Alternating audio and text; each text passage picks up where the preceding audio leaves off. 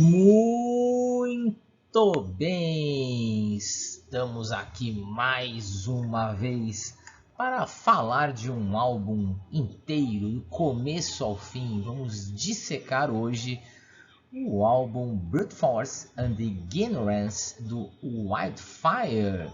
Wildfire é uma banda lá atrás, né, da New Wave of British Heavy Metal. Na verdade, eles já pegaram o final desta onda, né, ou de repente se aproveitaram, né, que alguns músicos viveram esse momento e tinham passado já por outras bandas, a gente vai falar isso daqui a pouquinho, e lançaram, né, esse primeiro álbum aí em 83. A versão que eu vou contar aqui para vocês é a versão relançada em 2002, mas ela segue fielmente, né, este álbum, né?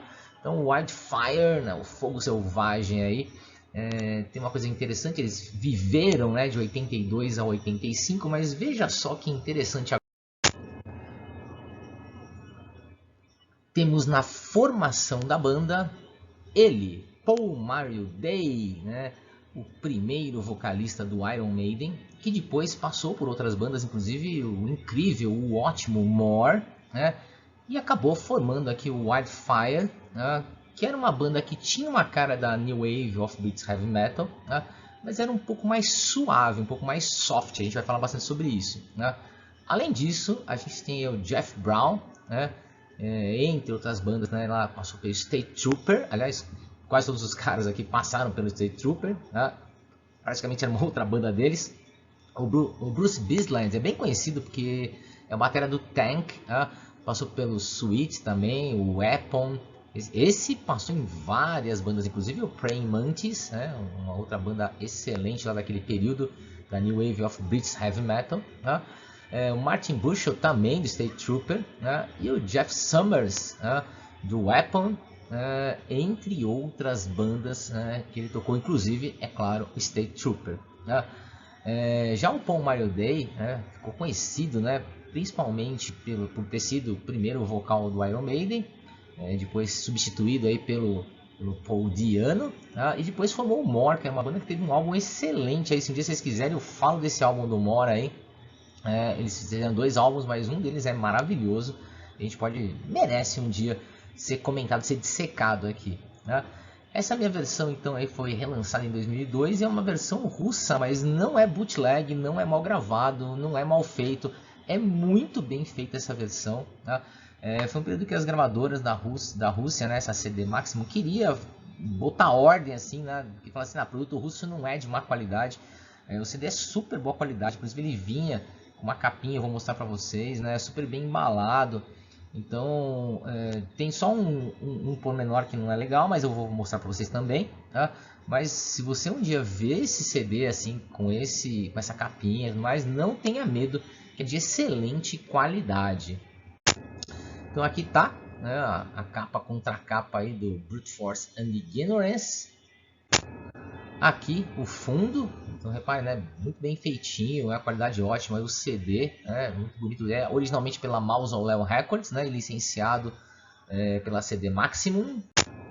E olha só, né, esse é uma capinha que protegia o álbum, né, não chega a ser aquelas de mais duras de cartão, né, o tal do O-Card, né, mas é uma capinha que vinha envolta, né, no acrílico do CD, né?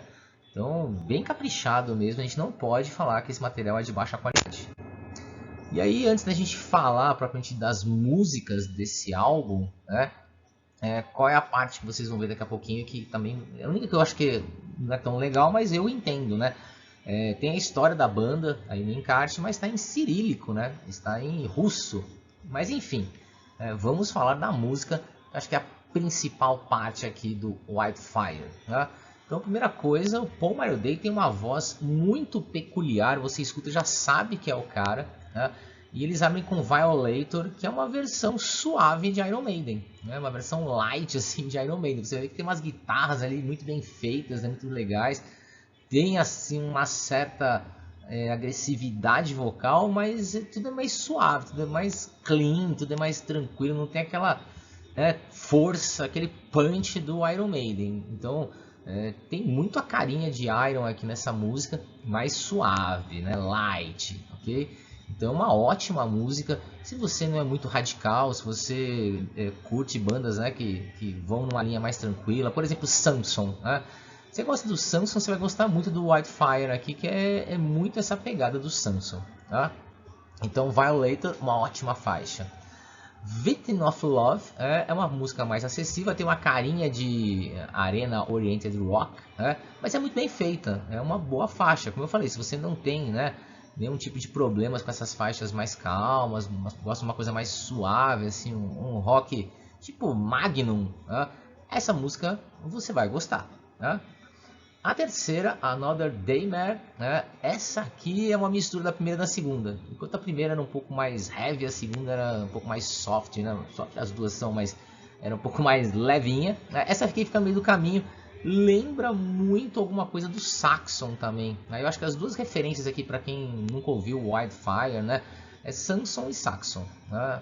Samson talvez não seja uma banda muito conhecida também, mas o Saxon acho que, né, é uma referência que você já pode entender mais ou menos como funciona. Então eu gostei bastante dessa terceira faixa, né? É uma ótima faixa. Das três primeiras é a melhor das três primeiras. Eu gostei mesmo dessa faixa. Então aí você já vê no encarte que não dá para entender absolutamente nada, a não ser que você saiba ler, né, em cirílico aí. Mas dá para ter noção que eles vão contando um pouco da história da banda, né? Fala do More, por exemplo, do State Trooper, né, que eles formaram. Acredito eu olhando aqui, né, nesse período aí, né, junto e para onde cada um foi, quem foi tocar no Switch, entre outras coisas, tá? Mas vamos falar das músicas então. A faixa 4, Love Lights, essa é bem comercial, né, mas é bem feita, tá? Não é o meu estilo de música favorito, mas eu tenho que aceitar que ela está muito bem gravada, muito bem feita, né? Search and Destroy, aqui sim, ótima faixa, um pouco mais acelerada, com um pouquinho mais de peso, bem na linha da New Wave of British Heavy Metal, né? Como eu falei, se você gosta de Saxon, você vai gostar bastante dessa música, é uma referência assim bem legal mesmo, tá? Daquele metal britânico, né? Então o metal britânico está aqui representado. Seguimos para Headline, tá? É uma outra faixa boa, aqui o destaque baixo e vocal, né? Assim, ok, né? É bom, você vai falar assim, é bom, mas naquele período, vamos pensar nesses anos 80 aí, foi difícil para a banda passar na peneira ali, né? Na régua, porque a régua estava muito alta. Então você fala pra mim assim, poxa vida, um disco cheio de músicas boas, cheio de boas ideias, por que não estourou, né? Por que não foi pra frente? Bom, primeiro que eles não estavam numa gravadora gigante, embora a Mausoléu na época tinha muita banda legal, tá? Mas, pô, a banda era boa, mas não era excelente. Então a régua naquela época era tipo assim, excelente pra cima, né? Então talvez o Wildfire poderia ter tido melhor sorte se não tivessem tantas bandas, se a concorrência não fosse tão forte, tá? E é aqui que a gente tem que colocar então essa régua.